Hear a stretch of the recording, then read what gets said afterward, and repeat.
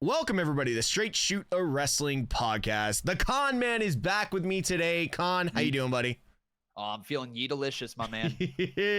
Dude, we are in a time of professional wrestling right now where every little specific detail needs to be examined.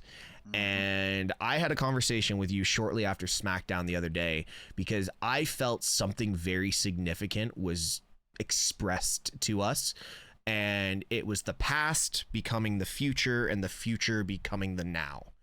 I found this to be probably one of the most significant shots that we will ever see in WWE because we got to see where someone's come from to where someone's going, and then the secondary stories being told all at the same time.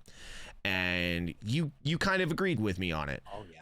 Absolutely, my man. This photo that we're going to take a look at from Friday Night SmackDown has so much going on it. Like, you take a quick look at it, you're like, okay, yeah, it's just a cool photo. But no, there is so much going on. Whether you want to get into Nick Aldis, Cody Rhodes, Roman Reigns, Solo Sikoa, Jimmy Uso, Jey Uso, there is a story going on with each individual person in this photo. Yeah. So where do you want to start, Mr. Teshk?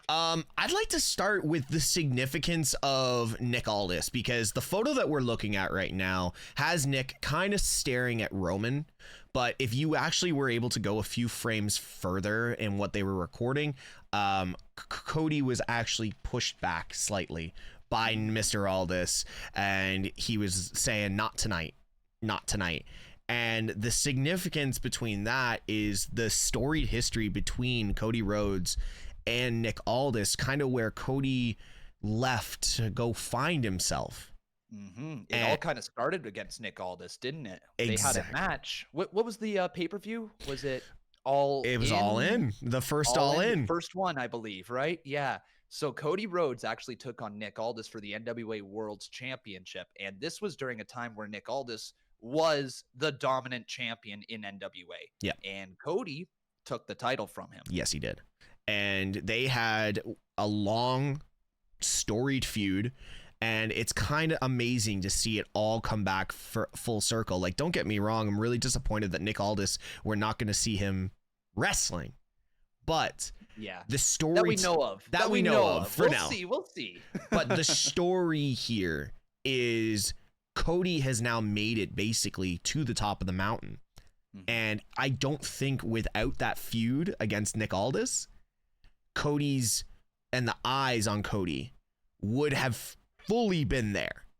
You know, yeah. I don't think without the help of Nick Aldis so many years ago in Cody's bold return, or what he was trying to build with AEW, we don't have this image. We don't have Cody main eventing and trying to finish the story at WrestleMania 39. You can argue that without Cody versus Nick Aldis, AEW isn't even created. Yeah. Because All In wasn't an AEW product to begin with. It was a mix of Ring of Honor and the Bucks and Kenny Omega putting it on themselves. It was not an actual AEW show. Yeah. And Cody Rhodes versus Nick Aldis was one of those marquee matchups at the time. And with Cody winning the title from him, it opened up everybody's eyes to who Cody Rhodes can be. He can be a world champion. He is at that level. Yep. And just to see them in the same photo again, standing side by side with Nick Aldis pushing him back, very cool moment. Such a cool moment. All right. You wanted to touch on, because you said before coming on here, we're looking at both WrestleMania main events here. Yes, sir. We are. The stare down between Cody and Roman right at the front of the frame. I think everybody can admit that this is going to be WrestleMania Night 2 main event. Like, Cody is probably finishing the story at Mania this year. It's probably the end of Roman Reigns' title run. But again, I said this last year, so who actually knows? Right? I was going to say, because I completely disagree with you. I don't think Cody finishes the story at Mania 40. You're going to break my heart. Oh, God. But like in the background, I'm more interested in what's going on with Jimmy and Jey Uso staring down each other, because they have been brothers, obviously, since day one. They have been together since day one, and they've never really been apart until now. Yeah. This is the WrestleMania Night 1 main event. Like, they're gonna face each other. It's gonna be the Usos facing off against each other at Night 1 of Mania. And I'm just so pumped up to see that they're starting to tease this. You know, Survivor Series is like the start of the the fast season, where things pick up with Yeah. WWE. You got Royal Rumble coming up, then you got Elimination Chamber, then you roll on into Mania season, and you got to start telling the stories you want to tell right now. Jimmy and Jay is a Mania match. Nobody's going to doubt that. Yep. And if they tell the right story, it definitely belongs at the main event level. Absolutely. And we actually got even more of it on Monday Night Raw with Jimmy coming and basically screwing Jay out of the tag titles. Roman told him, you need to deal with this. And damn, did Jimmy ever deal with it, with Cody and Jay finally dropping the titles after 9 days? What was it, 9 days? And they something like that. We got to learn the lyrics to Other Side, man, because the meme lives on now. Absolutely. So now we're looking at, okay, we've got the main events, but there's one little in particular detail I want to talk about, and that is the enforcer that is Solo Sikoa. Yes, sir. Solo has had his gripes with Roman. He's had his gripes with the Usos. He's even had his gripes with Paul Heyman, but it seems like he still has Paul Heyman's ear.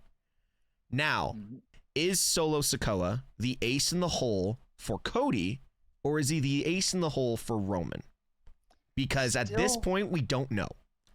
I still think he's on Roman's side, but I wonder for how long. Yeah. Because I'm going to play off of what you said, where you think Roman is going to defend the title at Mania. I wonder if Solo is being primed as being the guy to take the title from him down the line.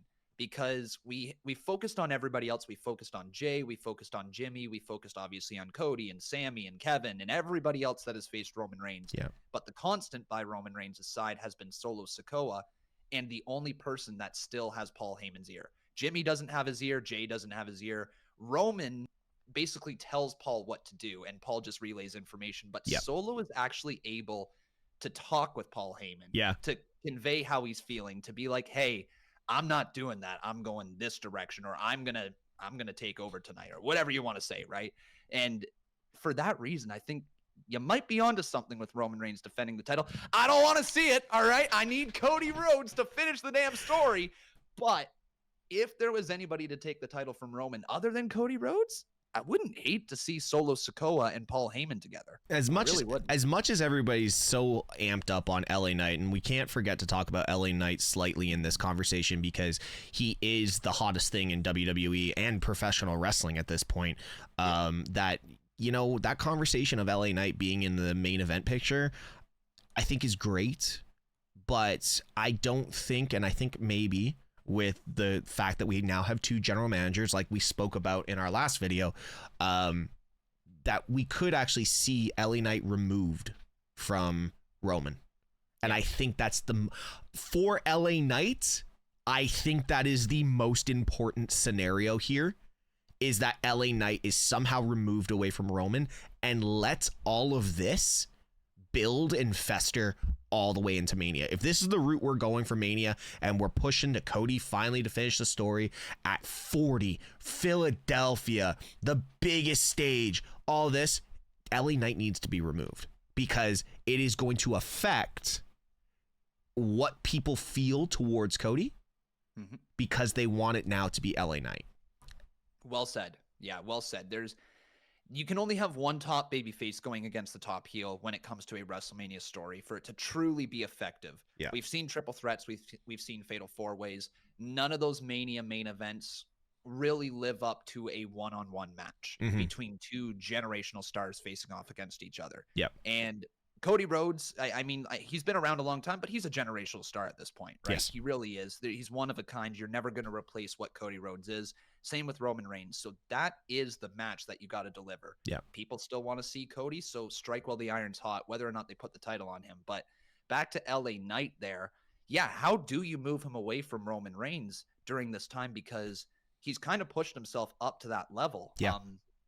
You almost need a top superstar to come back and start a feud with him. And I wonder if that man is Randy Orton. Very much could be. It very much could be. And I like where you're going with that, but there's one thing that you and I are both forgetting. Now that the Jay and Cody no longer have the titles, Cody has nothing to do with Roman because Cody is on Raw. LA Knight's on SmackDown. Yeah. There's your opportunity. There is your conversation to get, now that Cody's away from the tag titles, okay, they're going to run it back at Crown Jewel. They're not going to win it, blah, blah, blah, blah, all that kind of stuff. We need to figure out where Cody and LA Knight switch positions. That's the thing, because, and again, that's where I'm saying that we now have the two GMs. You mentioned the opportunity for trades and all these kind of things. I truly believe this is your path. If Cody and Roman is the future for WrestleMania 40 Night 2, they need to begin to tell this story now. And the introduction of Nick Aldis and Adam Pearce as GMs, I think, is that groundwork.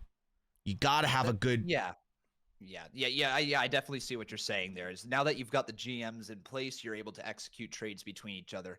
I don't know if we're going to see a trade, though, to send Cody over to SmackDown. Like, it might make sense. It might end up happening. But I'm going to go back to something that I've had picked for the whole year, is that Cody Rhodes, I think, is winning back-to-back Royal Rumbles. I think he is going to be the guy. I know this, we talked about it in a previous video where potentially Cody Rhodes goes down the path of being eliminated early on, i.e. Shawn Michaels trying to get to The Undertaker. Yeah. He gets eliminated, and then that's the quote-unquote end of the story, and he's got to find another way to get there. But I also wonder if we have a babyface who is as over as can be, maybe almost to the levels of, like, say what Stone Cold Steve Austin was at his time. Yeah. Because it's hard to argue that he's not, right? True. And if we had that going on, we might see Cody Rhodes get 2 Rumble wins in a row. And that's the way we get back to Cody Roman. Is it the best? I don't know, right? Because I don't love the idea on paper of Cody winning back-to-back Rumbles.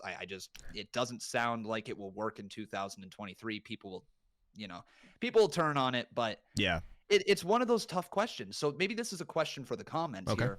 How would you get Cody Rhodes over to SmackDown, and then maybe vice versa, get LA Knight over to Raw? Like, yeah, I don't know how you go about it. I think out of this whole important part of this conversation is, how do you remove LA Knight? Because WWE did not expect this. WWE did not expect LA Knight to do what he's done. I don't think it was ever on the cards for LA Knight to be this hot. Yeah. You know, outselling the Bloodline months in a row for merch.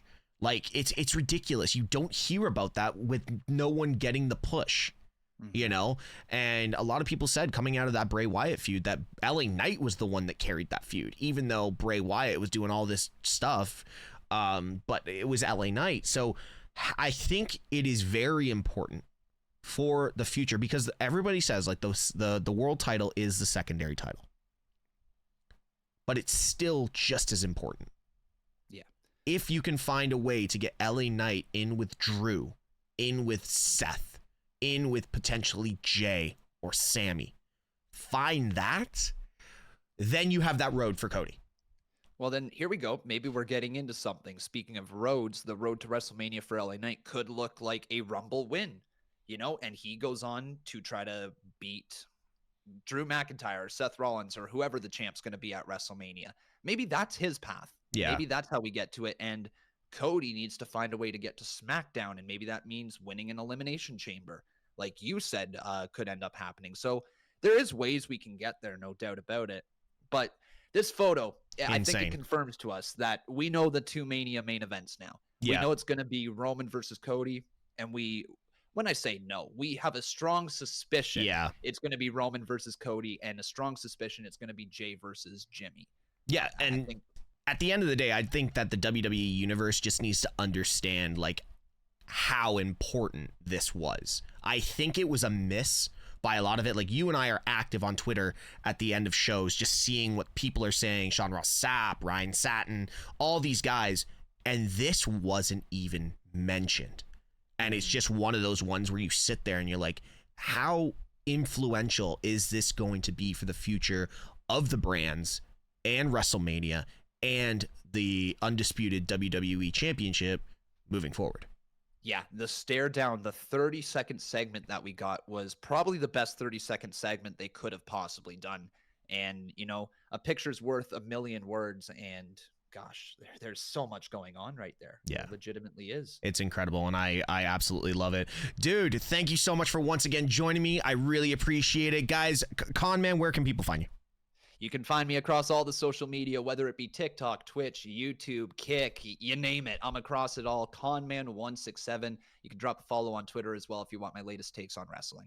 And guys, all my links will be down below, just like Conman's, MrTeshk, everywhere on social media. Guys, Straight Shoot is running wild once again, and with how things have been going, I think we're gonna make this more of a permanent situation, my dude. I appreciate it. I love chatting wrestling with you. So like always, guys, like, subscribe, and put the bell on for all notifications that are Straight Shoot, a wrestling podcast. And like always, before we go, I need to hear a yeet. I need a yeet. Do you feel me, sir? Yeet. Yeet. All right. All right, guys, like always, be good people.